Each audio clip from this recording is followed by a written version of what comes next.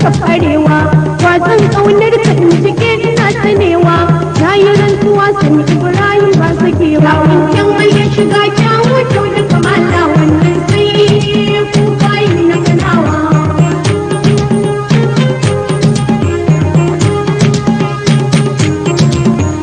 ƙanwar sarki karki wa ɗagawa kin ga masu yin masu zo suna tafowa ke ko sun mai da kin kama da ya tamowa kin ga gadara masu da kyau ga ɗa na kowa wancan mai ya shiga kyawu kyau da kamala wannan sai ku bayi na ganawa